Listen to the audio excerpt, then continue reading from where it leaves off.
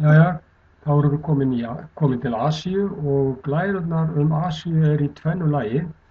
Þannig að við skulum kíkja á fyrripartinn núna. En markmiðið með Asíukaflanum að þið þekkið landslag og náttúrufar í Asíu. Ólík svæði álfunnar. Þið eigið að þekkja náttúruauðlindir og atvinnuhætti. Þekkja ólíkan efnahag á milli svæða þarna og ódýrt vinnuafl.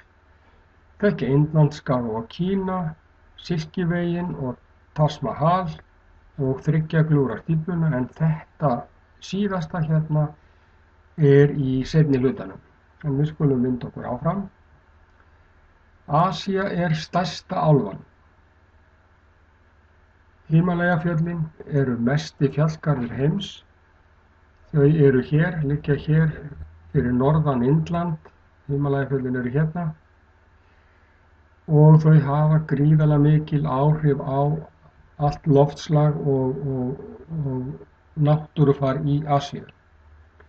Hérna hæsta fjall í heimi, Everestfjall, það þetta hérna, og næststærsta fjall í heimi hér, K2.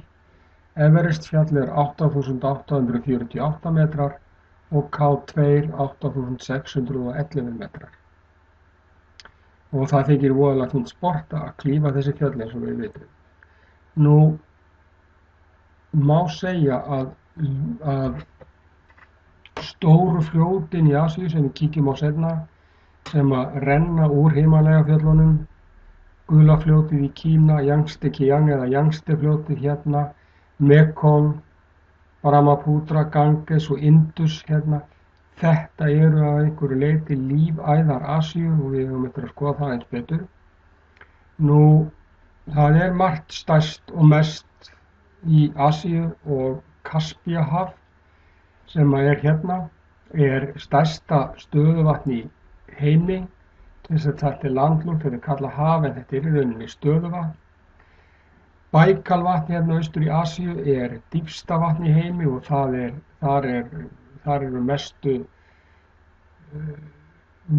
ferskvatnsbirgðir heims samankomnar, og hér fyrir austan Kaspíahafi hérna Aralva, sem eitt mesta umhverfisslys í sögu jarðarinnar, og einhverjir sem hafa áhuga á umhverfismálum ættu að skoða það sem valverkefni. Hvað gerðist við Aralva? En við skulum aðeins halda áfram og kíkja á árnar. Í Kína, eins og ég sagði áðan, eru Gulafljótið og Yangtze-fljót.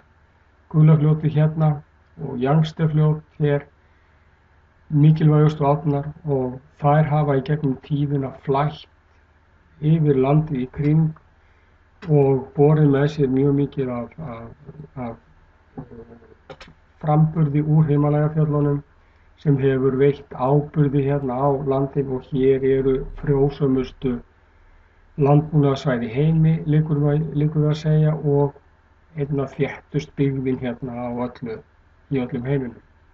Nú í Indlandi og Bangladesh eru Ganges sem kemur hér, sem heilagt fljót á Indlandi, Brahmaputra sem kemur hér frá gegnum Bangladesh, og Indus hér á milli Pakistan og Indlands. Og í Víetnam enn eitt stórfljótið, Mekongfljótið. Það rennur hérna niður. Nú, eyjar sem við þurfum að þekkja í Asíu, ef við byrjum hér fyrir sunnan þennan skaga sem heitir Kamtjatkaskagi, eru Kúrileyjar, þá taka við Japanseyjar, Filippseyjar, Indónesía hérna, Java og Sumatra, og hér fyrir sunnan Indland Sri Lanka sem einu sinni var kallað Ceylon. Þetta þurfum við þessa stóru parta af Asíu, þessa mikilvægu parta þurfum við að þekkja og kunna. Og skagarnir hérna, Arabíuskaginn, Indlandsskagi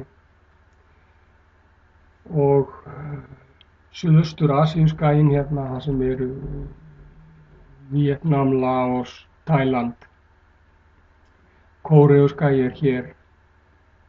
Þetta þurfum við alltaf að skoða á korti og þekkja. Nú, Asía í öllum loftslagsbeltum, nær alveg frá langt fyrir norður heimskaut, hér Rússland og alveg suður að miðbaug, hérna hitabeltisloftslag á eyjunum í suðaustur Asíu. Hér inni meginlandsloftslag, steppuloftslag, hérna heitt á sumrin og kalt á veturna. En hér á austurströndinni, bæði á Indlandi, í Indónesíu á eyjunum og í Kína, í Indókína sem kallað hérna þetta svæði með Víetnam og Laos og Tælandi, og hér fyrirbæri, ríkjandi veðurfyrirbæri sem kallað monsúnvindur.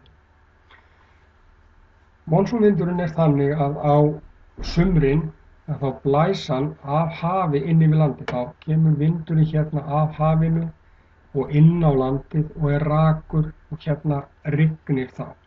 Á sumrin rignir og þá hægt að rækta mjög mikið hrísgrjón og allt sem að þeir rækta hérna.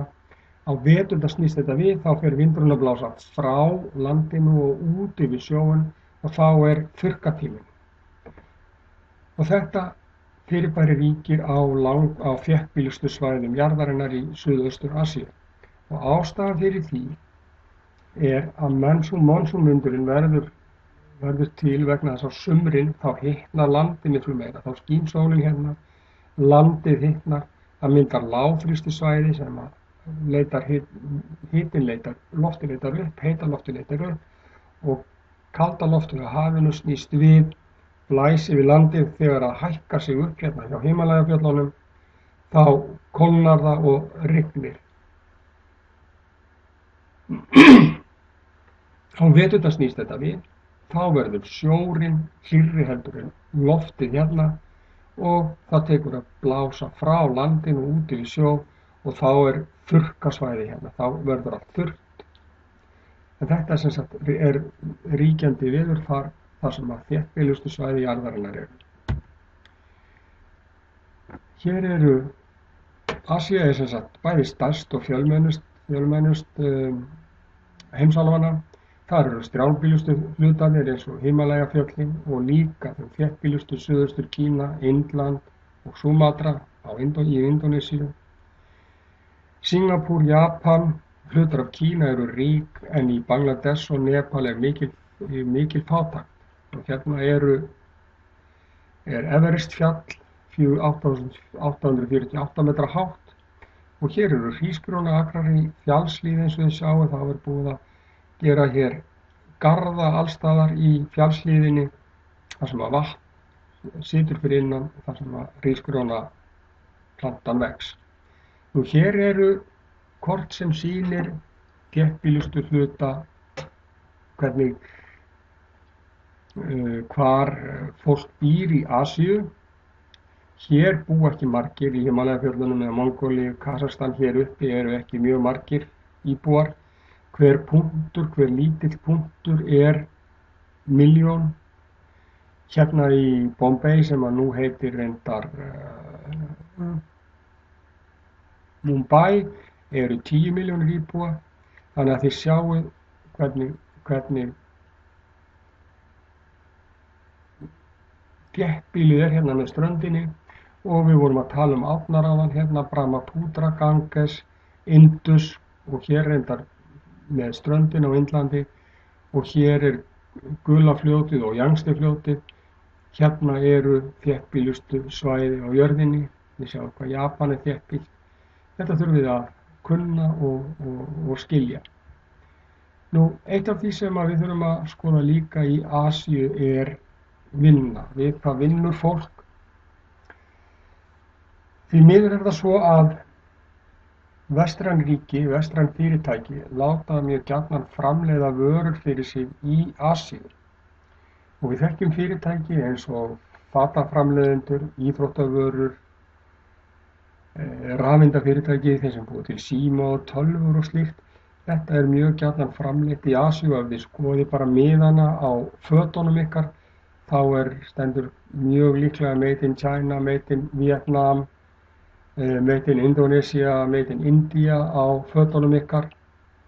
og það einfaldlega vegna þess að vinnuafl mjög ódýrt þarna og fólk sem fær lítið borgað fyrir vinnuna sína býr til það sem við kaupum ekki svo mjög dýru verði og það sem kannski verst af öllu það að víða eru lítil börn látin vinna og þræla í verksmiðjum kannski 12-14 tíma á sólarhring við að sauma svo föt sem við kaupum ódýrt hérna á Vesturlöndum.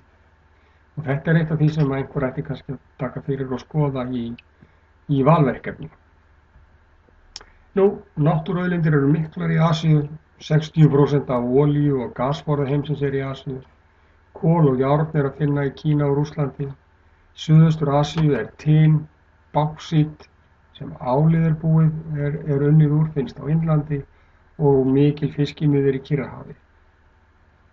Og náttúrulega allstaðar ferðamennska og annað slíkt en við kíkjum aðeins á það betur á næstu glærum, í næstu glærapakka en núna skulum við kíkja á fyrstu skylduverkefnin í Asíu eftir þetta.